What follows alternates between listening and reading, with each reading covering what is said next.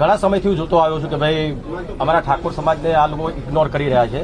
એ સરકારની જાણ બહાર હોઈ શકે, એવું પણ બની શકે જે વચ્ચે મીડિયેટર હોય એ લોકો બી આવું કરી શકતા હોય. તો ઘણા સમયથી હું જોયું સરકારી બધા કાર્યક્રમો હોય એમાં ઠાકોર સમાજનો એક દીકરો કે દીકરી હોતા નથી. અને આ વખતે પણ મેં જોયું જ્યારે વિધાનસભામાં દરેક કલાકારો સ્વાગત કર્યું, બહુ સારી વાત કહેવાય. બધા મોટા મોટા કલાકારો છે. ત્યારે મારા બધા ઘણા બધા વડીલોના, મારા ઠાકોર સમાજના બધા ઘણા બધા ચાહકોના ફોન આવ્યા કે વિક્રમભાઈ તમે નથી ગયા. તો મેં કીધું ભાઈ મને આમંત્રણ નથી. સરકારી કામ મળવાની કોઈ સવાલ, મારો સમાજ આટલો મોટો છે બરાબર.